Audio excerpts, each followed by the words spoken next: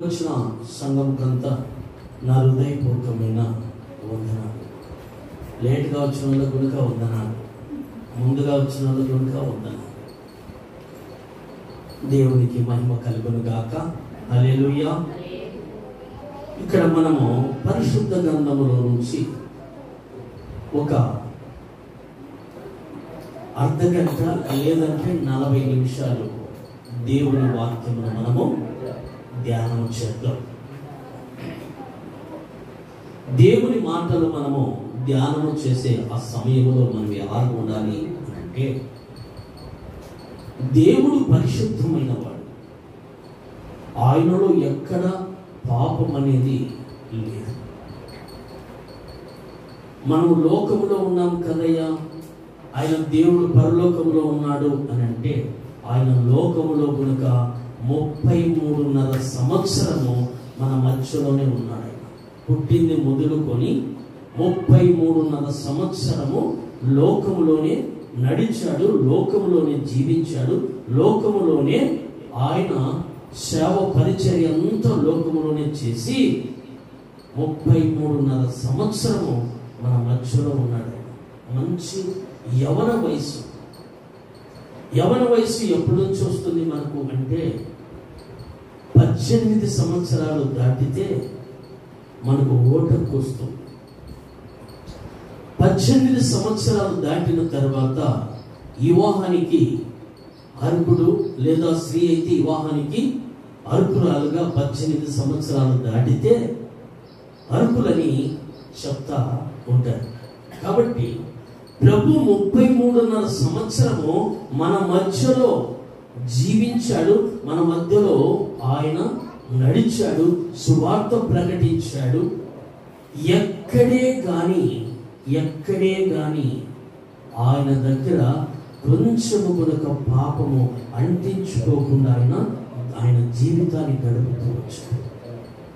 మనము కనుక ఆయనలాగా జీవించి, ఆయనలాగా నడుచుకొని, ఆయనలాగా పరలోక రాజ్యములో మనం ఉండాలని ఆయన ప్రకటిస్తూ, మనకు నేర్పిస్తూ, ఆయన మన కొరకు, మన పాపములు నిమిత్తము కొరకు ఏమైపోయాడు? ఆయన బలియాగమయ్యి ఆయన రక్తమంతా చిందించి భూమి మీద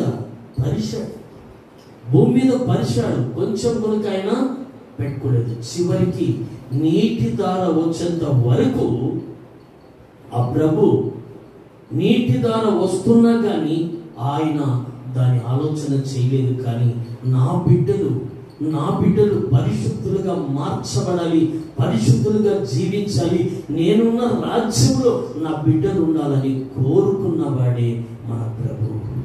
అందుకోసమే ఆయన దీనుడుగా, దరిద్రుడుగా మన మధ్యకు వచ్చాడు. ఆయన లాంటి దేవుడు మరొకరు లేరు. చప్పట్లు కొట్టుకుంటున్నాము. ఆయన లాంటి దేవుడు మరొకరు లేరు. దేవుని ప్రియులారా గమనించండి, ఆయన ఎవరితో కొట్లాడవద్దన్నాడు, ఎవరిని ద్వేషించారు, ఇళ్ళకు వాళ్ళకు కొట్లాట పెట్టకండి, ఎవరు సొమ్ముకు ఆశయాకండి, మీరు కష్టాజితము మీరు ఫలించున్నట్లు మీరు బ్రతకండి అని దేవుడు నేర్పిన ఆ నేర్పుదలలో ఎవరైతే నిలుస్తారో వాళ్ళకు దేవుడు తదంతర ఆశీర్వాదము ఆ కుటుంబానికి ప్రభు దయచేస్తాడు. సరే, మనం ఇప్పుడు వాక్య సందేశంలోకి వద్దాం. ముందు ఏమనుకుంటున్నాము? అర్ధగంట ముందు, 40 నిమిషాలు అద్దు, గంట అయితే వద్దనుకుంటున్నాం కదా. కాబట్టి ఇప్పుడు మనకు ప్రభు నాకు ఒక కొత్త మాటలు నేర్పించాడు. 20 నిమిషాలే ముద్దు, 40 నిమిషాలు అద్దు, గంట అయితే వద్దు. 20 నిమిషాలు, 20 నుంచి 20 కలిపితే ఎంత అయింది? 40. 40 నుంచి మళ్ళీ 20 కలిపితే 60, గంట అయింది కదా. కాబట్టి 20 నిమిషాలు ముద్దు, 40 నిమిషాలు అద్దు, గంట అయితే వద్దు. కాబట్టి మనం ఇప్పుడు ఏం నేర్చుకుంటున్నాం? మనము దేవుని మాటలు నేర్చుకుంటున్నాం. దేవుని మాటలు నేర్చుకునే ముందు మనం ఎలా ఉండాలంటే ఒక చిన్న ప్రార్థన చేసుకొని వాక్య సందేశంలోకి వెళ్దాం. పరిశుద్ధుడా, ప్రేమ కలిగిన మనైన ప్రేమ స్వరూపి, నీకు స్తోత్రాలు వందనాలు చెల్లిస్తున్నాం. నిలబడిన నీ దాసుడను ప్రభువా, వ్యక్తులను ఎందుకు పనికిరానివ్వని, అలాంటి వానైనప్పటికీ నన్ను పనికొచ్చే ఒక పాత్రగా వాడుకొని నీ ఆత్మ అభిషేకముతో నీ దాసునైన నన్ను నింపి బలపరిచి నీ బిడ్డలకు ప్రభువా నైనా నీకు స్తోత్రములు, పరలోకం నుంచి వస్తున్న వర్తమానాన్ని నీ బిడ్డలకు మీరే పంచిపెట్టి సాయం చేయమని యేసు నామములో ప్రార్థిస్తున్నాం కన్న తండ్రి. ఆమేన్. హల్లెలూయా. దేవునికి మహిమ కలుగును గాక. హల్లెలూయా. చూద్దాం అపోస్తుల కార్యముల గ్రంథము, అపోస్తుల కార్యముల గ్రంథము 20వ అధ్యాయము, అపోస్తుల కార్యముల గ్రంథము 20వ అధ్యాయము, కొత్త నిబంధనలో 123 పేజీ నంబరు. కొత్త నిబంధన, కొత్త నిబంధన అంటేనే కింది పక్కకి వెళ్ళిపోవాలి మీరు. అమ్మాయి అటు పక్కకి వెళ్ళిపోవాలి. కొత్త నిబంధన అంటే అటు పక్కకి వెళ్ళిపోవాలి.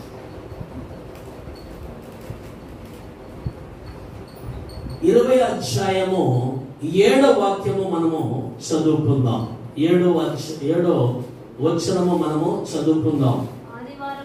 ఆదివారమున మేము రొట్టె విరుచుటకు కూడినప్పుడు పౌలు మరునాడు వెలనయుండి వారితో ప్రసంగించుచు అర్ధరాత్రి వరకు విస్తరించి మాట్లాడుచుండెను. హల్లెలూయా. హల్లెలూయా. ఇక్కడ పరిశుద్ధ గ్రంథములో మనకి ఎవరు కనపడుతున్నారంటే దైవజనుడు పౌలు గారు కనపడుతున్నారు. పౌలు అంటేనే ఈ పౌలు భక్తుడు ఎలాంటి వాడు అని అంటే, క్రూర మృగానికంటే క్రూర మృగమే మేలేమో, అలాంటి కంటే ఈయన జాచివాడని చెప్పవచ్చు, లేదంటే వాటిలో పనికి మాలవాడని కూడా చెప్పవచ్చు. ఎందుకంటే ఆయన సౌలుగా ఉన్నాడు. సౌలుగా ఉన్న వ్యక్తి, ఈ సౌలు ఏం చేసేవాడు అంటే దేవుని బిడ్డలన్నా ప్రార్థన చేసుకుంటున్నారన్నా క్రైస్తవులు అన్న ఆయనకు గిట్టదు. క్రైస్తవులన్న గిట్టదు, ప్రార్థన చేసుకుంటున్నారన్న గిట్టదు, దేవుని గురించి సువార్త వింటున్నారు అన్న గిట్టదు. అలాంటి వ్యక్తి స్త్రీలు అనుకోకుండా, పురుషులు అనుకోకుండా, చిన్న బిడ్డలు అనుకోకుండా, వృద్ధాప్యంలో ఉన్న తండ్రులు అనుకోకుండా కనుక ఏం చేసేవాడంటే హింసించేవాడు. హింసించి నరికినవాడు, హింసించినవాడు, కొట్టినవాడు, కట్టేసి రకరకాలుగా బాధ పెట్టి రకరకాలుగా చేసిన ఈ వ్యక్తి పౌలు. ఈరోజు పౌలుగా ఎలా మార్చబడ్డాడయ్యా అని మనకు ఒక ఆలోచన ఉంటుంది కదా. ఈయన ఈ విధంగా చేసుకుంటూ వెళ్తా ఉంటే ప్రభు చూశాడు. ప్రభు ఏం చేశాడంటే ఇంకా మందిరంలోకి వెళ్ళి అందరినీ ప్రార్థన చేసే వారందరినీ సర్వనాశనం చేయాలని ఆలోచన కలిగి వెళ్ళే సమయంలో ప్రభు చూశాడు. చూసినంత చూసి ఏం చేశాడంటే ఆ సౌలుకు కన్ను కనపడకుండా చేసేసాడు. అప్పుడు గుర్రాల మీద ప్రయాణం చేసేవాడు. గుర్రాల మీద ప్రయాణం చేసి పట్టణాలు తిరిగి చంపేవాడు.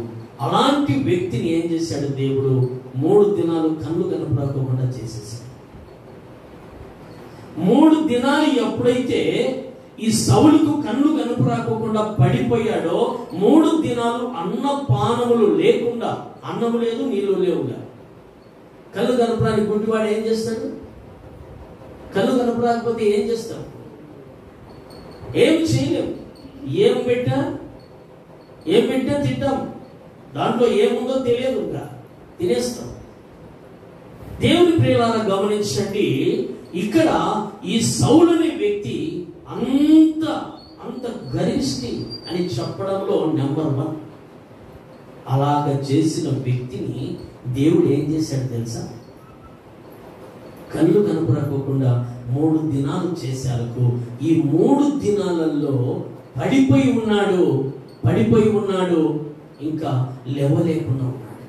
అప్పుడు ప్రభు పిలుస్తున్నాడు, సౌలా సౌలా సహోదరుడా అని పిలుస్తా ఉంటే, ఎవరయ్యా నువ్వు అంటున్నాడు. ఎవరయ్యా నువ్వు అని అంటున్నాడు. అన్నప్పుడు నేనే, నువ్వు హింసిస్తూ ఉన్నా యేసును నేనే అన్నాడు ప్రభు. అప్పుడు వెంటనే నీవే అయితే నాకు చూపునియమని అడిగాడు. నువ్వే అయితే నాకు చూపునియ్యి, నువ్వు యేసువే అయితే నాకు చూపునియమన్నప్పుడు సౌలు దగ్గర ఆ మాట తీసుకొని సౌలుకు కన్ను ఇచ్చాడు దేవుడు. తిరిగి కన్ను ఇస్తానే సౌలు ఏం చేశాడు తెలుసా? ఇంకా నా బ్రతుకు ఇది కాదు అనుకొని వెంటనే ఆయన పోయేసి రక్షణ బాప్తిసం పొందాడు.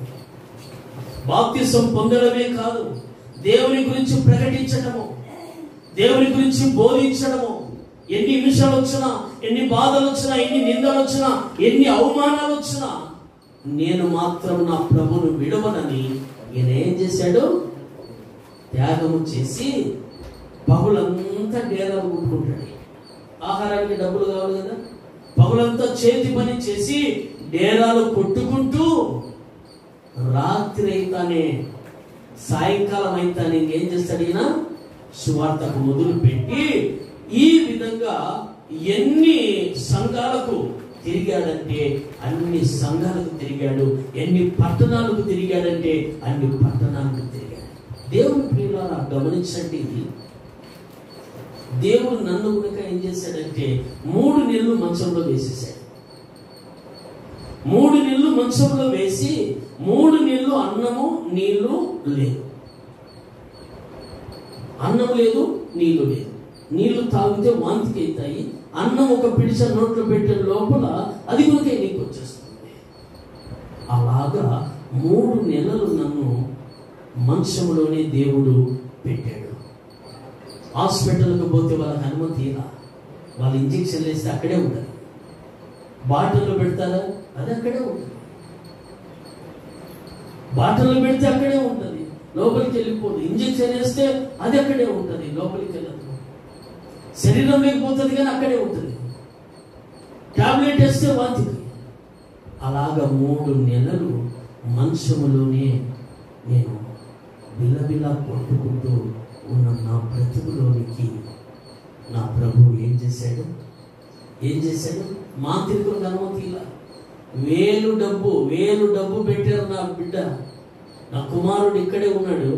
1000 డబ్బు పెట్టాడు. 1000 డబ్బు పెట్టి మా నాన్న బతికించుకోవాలని 1000 డబ్బు పెట్టాడు. ఎక్కడెక్కడికో తీసుకెళ్ళారు. కర్ణాటక తీసుకెళ్లారు నన్ను, ఎల్లార్తికి తీసుకెళ్లారు, అక్కడ పెట్టారు నన్ను. 15 రోజులు అక్కడ పెట్టారు. ఏమి ప్రయోజనం లేదు. చివరికి తీసుకొచ్చి ఇంకా 3 రోజుల్లో చనిపోతాడని మాంత్రికులు చెప్పారు. 3 రోజుల్లో చనిపోతాడని డాక్టర్లు చెప్పారు. నమ్మకం లేదు, ఎత్తుకొని పోయి తీసుకొచ్చి గోడ కింద పెట్టారు. గోడ కింద పెట్టినప్పుడు నా ప్రభు గోడ కింద పెట్టినప్పుడు 1 రోజు జరిగింది, 2వ రోజు జరిగింది. 1 రోజు మందిరానికి పోయాము, 2వ రోజు మందిరానికి పోయాను, 3వ రోజు మందిరానికి పోయి వచ్చాను.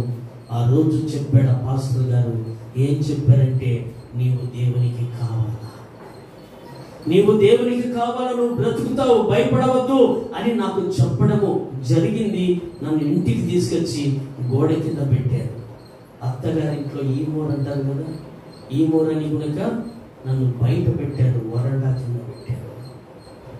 అలాగ నేను ఉన్నప్పుడు మధ్యాహ్నము 1 గంట సమయము, నేను చెప్తున్నదంతా రియల్. నా ప్రభు చేసిందే మీకు చెప్తున్నాను. నా ప్రభు ఇప్పుడు ఇంటా ఉంటాడు.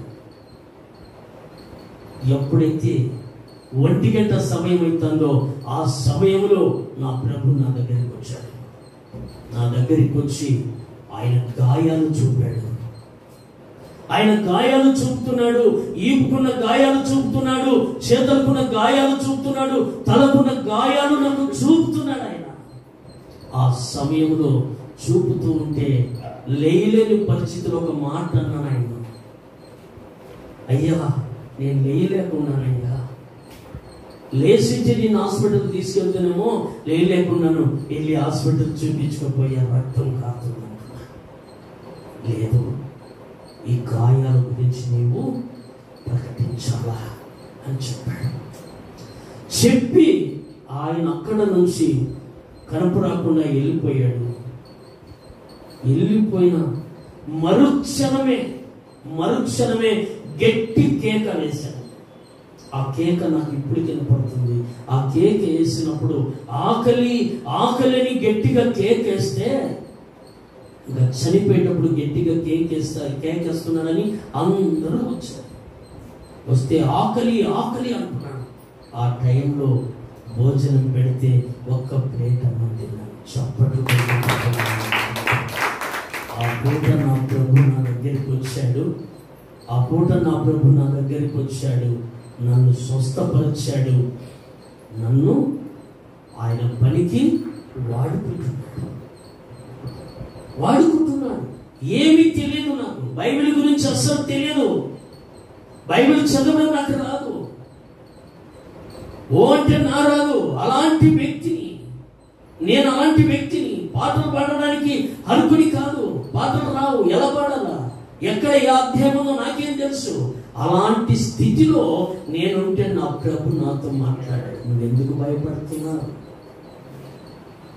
భయపడుతున్నావు, నేను కదా నడిపించేది అని భయపడవద్దని ఎప్పుడు ప్రభు నాతో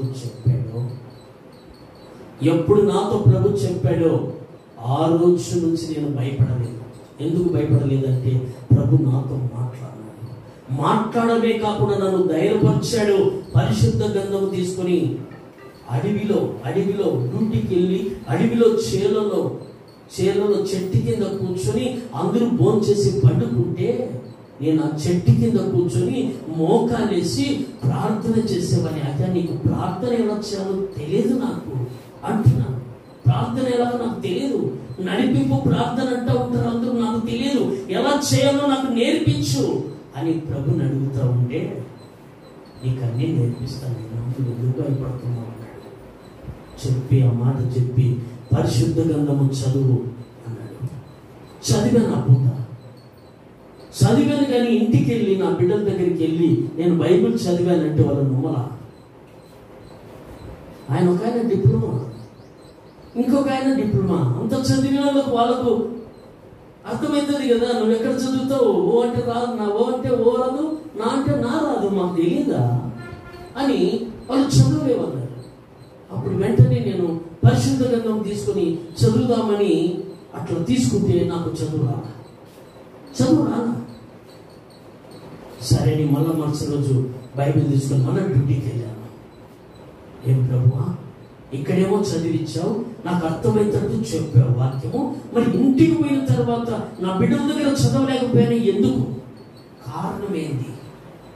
ఈ కారణము నాకు తెలాలి, లేకుంటే నేను ఈ పని చేయలేను, నా డ్యూటీ నేను చేసుకొని బ్రతుకుతా అంతే. నాకొద్దు ఈ పని, నీ పని నేను చేయలేను, నా వల్ల కాదు. ఎందుకంటే చదవాలా, అన్ని గ్రంథాలు చదవాలా, అందరి గురించి తెలుసుకోవాలా.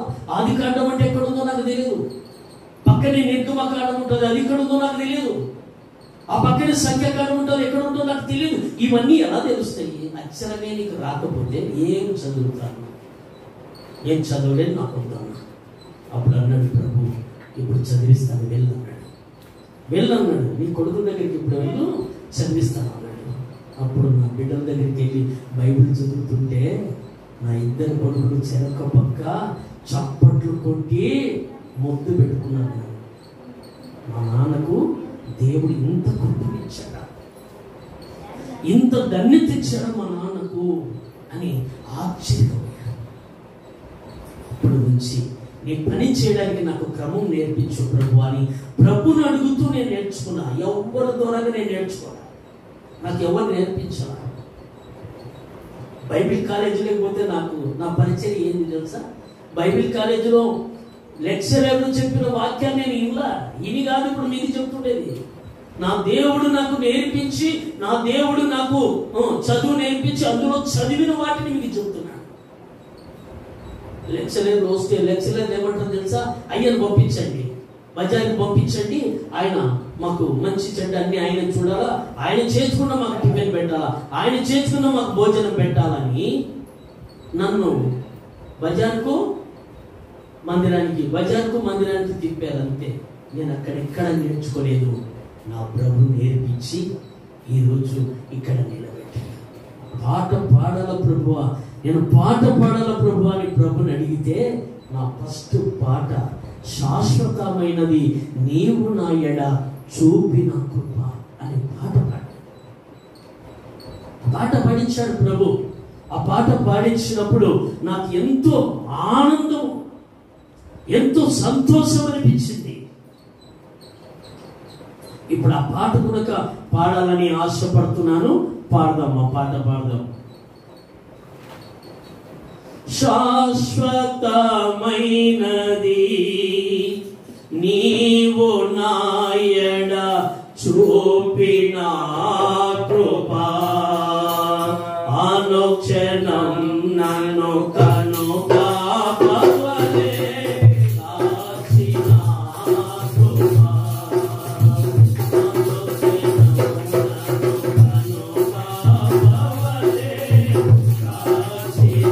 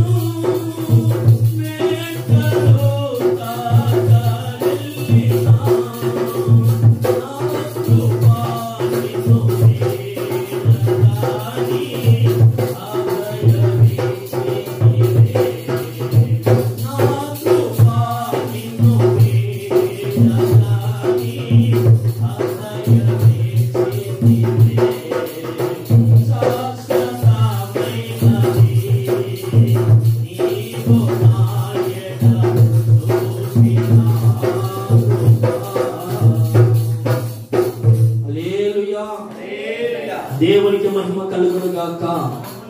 హల్లెలూయా. ఈ విధంగా దేవుడు ఏం చేశాడు అంటే, నా జీవితంలో ఇంత గొప్ప కార్యములు చేసి ఇంత గొప్ప వారిగా నన్ను మార్చుకున్న నా దేవుడు మిమ్మల్ని మార్చుకోవడము ఆయనకు గొప్పది కాదు. మిమ్మల్ని మార్చుకోవడానికి గొప్ప సంగతి కాదు.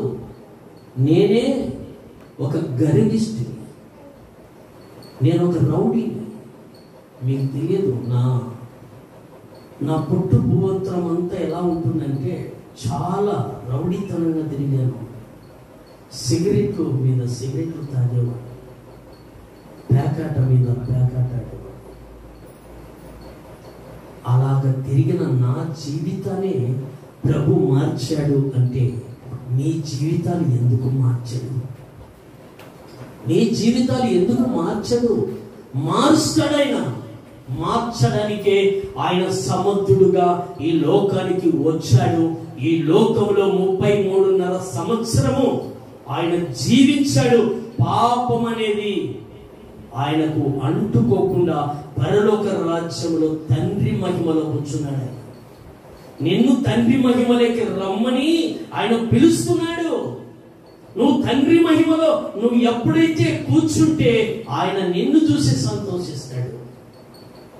నన్ను చూసి సంతోషించాలని నేను ఆశపడుతున్నాను. పౌలు గారు అంటారు ఏమంటారు తెలుసా? నా కష్టార్జితం అంతా సేవ పరిచర్యకు నేను ఖర్చు పెడతాను. నాకైతే ఈ లోకంలోది ఏమీ నాకు అవసరం లేదు అన్నాడు. ఈ లోకంలోది నాకు ఏమీ అవసరం లేదు. ఈ లోకంలో ఉన్నదంతా ఏమన్నాడు ఆయన? పెంటతో నేను ఎంచుకున్నాను అన్నాడు. పెంటతో ఎంచుకున్నాను లోకంలోదంతా అన్నాడు. ఎందుకన్నాడు ఆ మాట? లోకంలో ఉన్నది ఏదైనా సరే, ఏది నీ దగ్గర శాశ్వతంగా ఉంటుందా? నీ వస్త్రాలు నీకు శాశ్వతంగా ఉంటాయా? నీకున్న బంగారం నీకు శాశ్వతంగా ఉంటుందా? నీకున్న డబ్బు, నీకున్న ధనము, నీకున్న ఆస్తి అంతస్తు నీకు స్థిరముగా ఉంటుందా? ఉండదు. దానికి గ్యారంటీ నేను ఇస్తా. కొండాపురంలో నేను చక్కని ఇల్లు కట్టాను. ఎన్ని నెలలలో కట్టానంటే 3 నెలల్లో కట్టింటే అందరూ ఆశ్చర్యపోయారు. ప్రార్థన ద్వారానే కట్టాను. మరి కట్టిన ఇల్లు ఈరోజు ఉందా? కట్టిన ఇల్లు లేదు. అందుకే నీ ఇల్లు నీకు నివాసము శాశ్వతము కాదు. నేనిచ్చు నివాసము నీకు శాశ్వతం అన్నాడు. చప్పట్లు కొట్టు ప్రభునామములో. నేనిచ్చు నీళ్లు తాగితే నీకు దప్పిక కాదన్నాడు ప్రభు. సమరయ స్త్రీతో అన్నాడు ఆ మాట. ఎందుకన్నాడు ఆ మాట? సమరయ స్త్రీతో ప్రభు వెళ్ళి తాగడానికి నీళ్ళు ఇవ్వమంటే, మేము సమరయలో కదా, మీరు యువతులు కదా, మీకు నీళ్లు మేము ఇవ్వకూడదు కదా అని చెప్పి అన్నప్పుడు ప్రభు ఒక మాట అన్నాడు, అమ్మా నేనిచ్చే నీళ్లు నువ్వు తాగితే నీకు ఎప్పటికీ తప్పిక కాదన్నాడు. అందుకు దేవుడిచ్చే నీళ్లు నువ్వు తాగాల. ఆయన రక్తము చేత నువ్వు కడగబడాలా. కడగబడకపోతే ఆయన ఇచ్చిన నీళ్లు నువ్వు తాగలేవు. అసలు తాగుతావా? రక్షణ పొందకపోతే తాగలేవు. రక్షణ పొందితే నువ్వు తాగగలవు. నిత్య రాజ్యములో నా ప్రభు ఎదుట నువ్వు నిలబడగలవు. అలాంటి శక్తి యేసయ్య రక్తములోనే ఉంది. చప్పట్లు కొడుతూ ప్రభునామాన్ని మహిమపడతాం. అలాంటి శక్తి ఎక్కడ ఉంది అంటే యేసయ్య రక్తములోనే ఉంది. అందుకే పౌలు గారు ఏమన్నాడు? మరొక మాట అన్నాడు. చూద్దాం మరొక మాట ఏమన్నాడో చూద్దాం. అక్కడే 24వ వచనం చూద్దాం. 24వ వచనంలో ఏమన్నాడో చూద్దాం. చదవండి మా. అయితే దేవుని కృపా సువార్తను గూర్చి సాక్ష్యమిచ్చుట యందు నా పరుగును నేను ప్రభువైన యేసు వలన పొందిన పరిచర్యను తుదముట్టింపవలనని నా ప్రాణమును నాకెంత మాత్రమును ప్రియమైనదిగా ఎంచుకొనలేదు. చప్పట్లు కొట్టు ప్రభునామని మహిమపడతాం. ఆయన ప్రాణాన్ని ముఖ్యం అనుకోలేదు. నా ప్రాణం నాకు ప్రియమైనది కాదు. నా ప్రాణాన్ని ఆయన కొరకు నేను ఖర్చు పెడితే ఆయన ప్రాణాన్ని నాకు ఇచ్చి ఈరోజు నన్ను నిలబెట్టాడు. మీకు తెలుసునో లేదో, నేను ఒక కన్నుతోనే మీ అందరిని చూస్తా ఉన్నాను. ఇంతవరకు ఈరోజు 2 కన్నుతో చూస్తున్నాను. ఈ కన్ను మూసుకుంటే ఈ కంటికి కనపరచవలే కాదు, మీరందరూ కనపరచవలే కాదు. ఎందుకంటే నీటి చుక్కలాల వలన 2 కళ్ళు పోయే ఛాన్స్ ఉండింది. ఆ ఛాన్స్లో నా కుమారుడు నన్ను తీసుకెళ్లి అనంతపూర్లో అక్బర్ హాస్పిటల్లో ఆపరేషన్ చేయించాడు. ప్రభుత్వాన్ని తెరిచాడు. ఎడమ కన్నుకు మాత్రమే చూపు, కుడి కన్ను మధ్యలో ఆగిపోయింది, కనపడకుండా. మదురైకి వెళ్ళాం. మదురై అంతా తిరిగి మదురైలో లేజర్ ఆపరేషన్, ట్యూబ్ ఆపరేషన్ ఇన్ని జరిగినా వాళ్ళు గ్యారెంటీ ఇవ్వలేదు. డాక్టర్లు గ్యారెంటీ ఇవ్వలేదు. నేను మధ్యరాత్రి 1:02 ఆ సమయంలో పట్టుకొని నిద్రపోతున్నాను. వల కట్టుకొని నేను నిద్రపోను. ఆ టైంలో ఒక ఈగను అది ఏందో నాకు తెలియదు, కానీ ఖచ్చితంగా వచ్చి నా గుడ్డు మీదనే, కుడికన్ను గుడ్డు మీదనే కుట్టింది. ఎతికితే వలంతా ఎతికితే ఎక్కడా లేదు. వల లోపలికి ఎలా వచ్చింది? కందరిక కట్టే మళ్ళీ చురుకొచ్చింది. లేచి ప్రభువా అని గట్టిగా అరిచి ఇంకా ప్రభువా అనుకుంటూ మళ్ళీ పడుకున్నాను. మళ్ళీ నిద్ర వచ్చేసింది, నిద్రపోయాను. ఆ రోజు నుంచి నాతో ప్రభు కళల ద్వారా మాట్లాడుతూనే ఉన్నాడు. తర్వాత చెప్పాడు, 3 నెలల కిందట చెప్పాడు, ప్రభు నీ కుడి కన్నుకు చూపిస్తున్నాను అన్నాడు. చెప్పండి, నీ కుడి కన్నుకు చూపలేదు కదా, నేను చూపిస్తున్నాను అన్నాడు. నాకు చెప్పడమే కాకుండా పాస్టర్గా చెప్పాడు, మీ పాస్టర్కు కుడి కన్నుకు చూపిస్తున్నానని చెప్పాడు.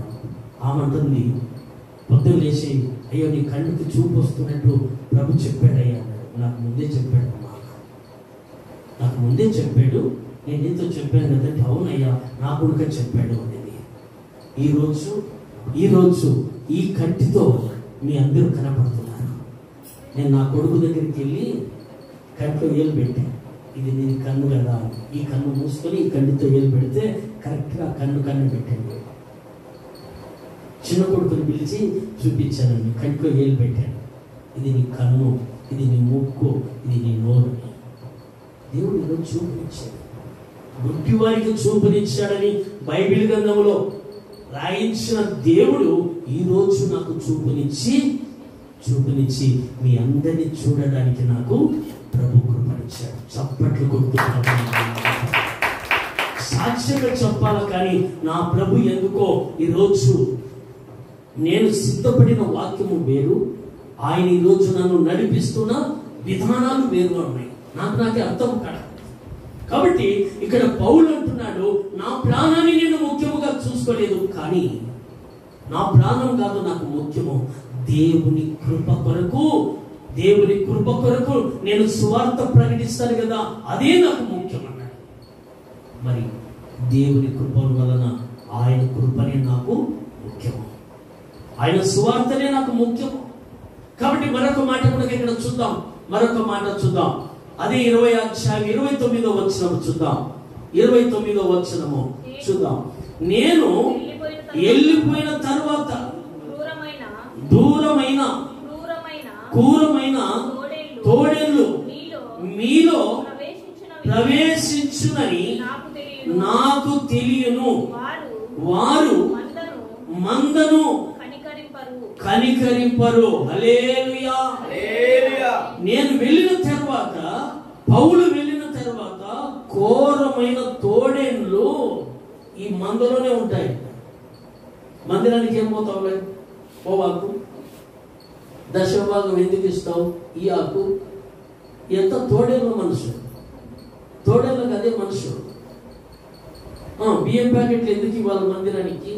మందిరానికి కానుకలు ఎందుకు ఇవ్వాలని తోడేళ్ళు లేస్తాయని చెప్తున్నాడు ఆయన. తోడేళ్ళు లేచి మందను చెదరకొడతాయి. మందను చెదరకొట్టకుండా మనము ఉండాలంటే నువ్వు దేవుని కలిగి ఉంటే నిన్ను ఎవ్వరు చెదరగొట్టలేరు. చప్పట్లు కొట్టు నువ్వు దేవుని కలిగి ఉండాలంతే. నాకు దేవుడు ఉన్నాడు, నేను దేవుని కోసం మందిరానికి పోతున్నాను అంతే. నా దేవుడు నాకు ఇస్తాడు, నా దేవుడు నాతో మాట్లాడతాడు. ఆయన మాట్లాడే దేవుడు, ఆయన మాట్లాడే దేవుడు, ఆయన చెవు నుండి ఈనే దేవుడు, ఆయన కాళ్ళ నుండి మన దగ్గరికి నడుచుకుంటూ వచ్చే దేవుడు ఆయన. మరి అలాంటి దేవుని గురించి పౌలయ్య గారు చెప్తున్నారు. ఒకప్పుడు ఎలాంటి వాడి పౌలు? హింసకుడు, దూచకుడు, హత్యాచారము చేసిన పాపి.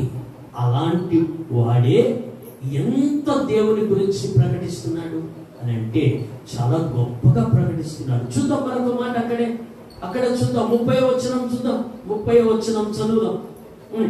మరియు శిష్యులను తమ వెంట ఈడ్చుకొని పోవలెనని వంకర మాటలు పలుకు మనుషులు మీలోనే బయలుదేరుదురు. హల్లెలూయా. చూడండి, శిష్యులనంటే ఎవరు శిష్యులు? యేసయ్యకు శిష్యురాలు మీరు. స్త్రీలైతే శిష్యురాలు, పురుషులైతే శిష్యులు. అలాంటి వారిని ఏం చేస్తారంట? ఈడ్చుకొని పోతారంట. ఎక్కడికి ఈడ్చుకుపోతారు? పాపములోకి విడుచుకొని పోతారు. పాపములోకి విడుచుకొని పోతారు. రా పోదాం రా, సినిమా పోదాం రా, లేదా సీరియల్ నిన్నొచ్చిన సీరియల్ ఏమిటిది? నిన్నొచ్చింది కదా సినిమా.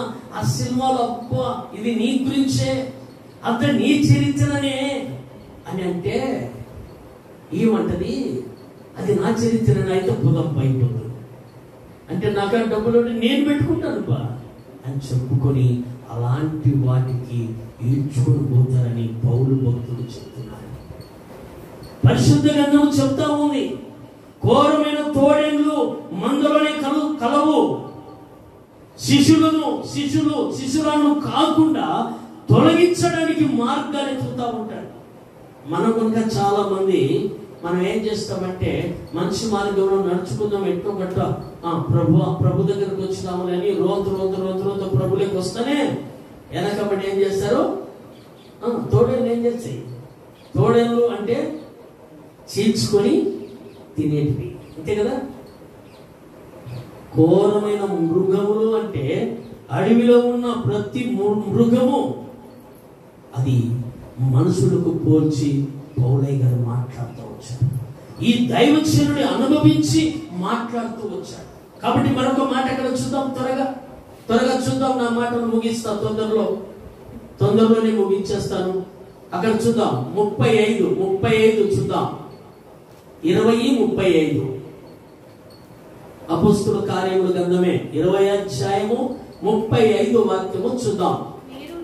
మీరును ఇలాగు ప్రయాసపడి బలహీనులను సంరక్షింపవలనని అనియు పుచ్చుకొనుట కంటే ఇచ్చుట ధన్యము అని ప్రభువైన యేసు చెప్పిన మాటలు జ్ఞాపకము చేసుకొనమనియు కొనవలననియు అన్ని విషయములలో మీకు మాదిరిగా చూపితినని చెప్పాను. హల్లెలూయా. పౌలయ్య గారు చెప్తున్నారు, ఏమని చెప్తున్నారు? అన్ని విషయాలలో మీకు మాదిరిగా చూపిస్తున్నాను. ఎవరో వాళ్ళు పెడతారులే అని మనం ఆశించకూడదు. వాళ్ళు పెట్టేదానికి ఆశించకూడదు. పెట్టేదానికంటే ముందు మనము పెట్టడం ప్రారంభించాలి. అప్పుడే ప్రేమ పెరుగుతుంది.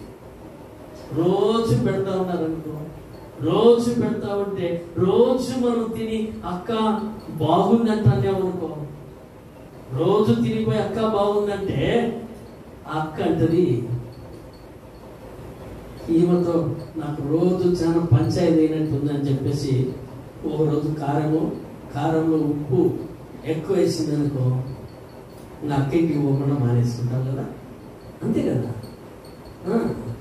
కాబట్టి ఇక్కడ చెప్తున్నాడు, దేవుని వాక్యం సెలవిస్తా ఉంది, నీకు ఎప్పుడు నీకు పెడతారని ఆశపడే కంటే నువ్వు ముందు పెట్టి చూడమంటున్నాడు. నువ్వు ముందు పెట్టు, తర్వాత నీకు పెట్టు, తర్వాత ఒకరి పట్ల ఒకరికి ఏం కలుగుతుంది? అక్కడ ప్రేమ కలుగుతుంది. ఆ ప్రేమలో నువ్వు వర్ధిల్లాలి. ఆ ప్రేమలో వర్ధిల్లకపోతే ప్రయోజనం అనేది లేదు. చూద్దాం మరొక మాట అక్కడ 37వ వచనం చూద్దాం. 37 చదువుమా. అప్పుడు వారందరూ చాలా ఏడ్చిరి, మీరు ఇక మీదట నా ముఖము చూడరని అతడు చెప్పిన మాటకు విశేషముగా దుఃఖించుచు. హల్లెలూయా. విశేషముగా దుఃఖించారంట. మీరు నా ముఖము చూడరన్నప్పుడు బాధ కలుగుతుందా లేదా? ఒక మనిషి మనకు మంచి మార్గంలో నడిపించాడు అని అంటే మనకు బాధ కలుగుతుందా లేదా? మనిషి కనపరాకపోతే. ఇప్పుడు రాజశేఖర రెడ్డి ఉన్నాడు, నాకు ఏం చేయాలి? 10 రూపాయలు కనుక ఆయన ఉన్నప్పుడు నాకు 10 రూపాయలు కనుక లాభం రాకపోయినా ఆయన అందరికీ మేలు చేస్తున్నాడు, చేసే వాళ్ళందరికీ చేయనీలే, నాకు చేయకపోయినా పర్వాలేదని ఆయన చనిపోయినప్పుడు నేను 3 దినాలు ఏడ్చాను. 3 దినాలు ఏడ్చాను. ఎందుకు ఏడ్చాను? ఆయన చూడడం ఆయనని. ఈయన అదే చెప్తున్నాడు. ఈయన ఏం చెప్తున్నాడంటే ఇంకా మీరు నా ముఖము చూడరు అనే లోపల అందరూ ఏమైపోయారు? ఏడ్చి దుఃఖించారంట. చూద్దాం అక్కడే 31 చూద్దాం. 31 చూద్దాం అమ్మా. 31 వచనములో చూద్దాం. కావున నేను 3 సంవత్సరములు రాత్రింబగళ్ళు కన్నీళ్లు విడుచుచు ప్రతి మనిషికి మానక బుద్ధి చెప్పితినని మీరు జ్ఞాపకము చేసుకొని మెలకువగా ఉండుడి. హల్లెలూయా. చప్పట్లు కొడుతూ ప్రభునామముని మహిమపరుద్దాం. నిద్రపోయినారనుకో, నిద్రపోతే శత్రువు మన మీదకి వచ్చేస్తాడు. మెలకువగా ఉంటే శత్రువు మన మీదకి రాలేడు. ఎందుకు రాలేడంటే మేలుకొని ఉన్నాడని. ఏ బాబు కూర్చోండి. మెలకువగా ఎప్పుడైతే మనం ఉంటామో అపవాది మనల్ని కట్టలేడు. అపవాది కుట్రంతా ఏమిటిదంటే నిన్ను ప్రభులో ఎదగనీయకుండా చేయాలని, ప్రభుకి నీకు దూరం చేయాలని, ప్రభు నుంచి నిన్ను విడిపించి నిన్ను వాని కప్పంద హస్తాలకి తీసుకెళ్లాలని వాడు పోరాడుతూనే ఉంటాడు అపవాది. అందుకే మనం ఏం చేయాలి? మెలకువ కలిగి మనము ప్రార్థన చేయాలని దేవుడే చెప్తున్నాడు. దేవుడు వెళ్ళి గెత్సెమనే తోటలో వెళ్ళినప్పుడు ఆయన ప్రార్థన చేసుకుంటా ఉన్నాడు. శిష్యులు ఆయన వెనుకబట్టిపోయిన వాళ్ళు ఏం చేశారు? వాళ్ళు ప్రార్థన చేసుకోకుండా మీరు మెలకువ కలిగి ఇక్కడే ఉండండి, నేను ప్రార్థన చేసుకొని వస్తానని ప్రభు వెళితే వీళ్ళు పడుకొని నిద్రపోయారు. నిద్రపోతే ప్రభు అంటున్నాడు, శోధన నీ దగ్గరికి వస్తాయి. నిద్రపోతే శోధనలు వస్తాయి. మెలకువ కలిగి ఎప్పుడైతే నువ్వు ప్రార్థన చేస్తావో అపవాది నుంచి నిన్ను దూరం అయిపోతావు, దేవునికి దగ్గర అయిపోతా ఉంటావు. మెలకువ కలిగి ఎవరైతే నడుచుకుంటారో, మెలకువగా ఎవరైతే ప్రార్థన చేస్తారో, మెలకువగా ఎవరైతే నడుచుకుంటారో వాళ్ళు ప్రభు చేత దీవించబడతారు. దేవుడి మాటలు దీవించి ఆశీర్వదించును గాక. ఆమేన్. హల్లెలూయా. అందరూ లేచి నిలబడదాము.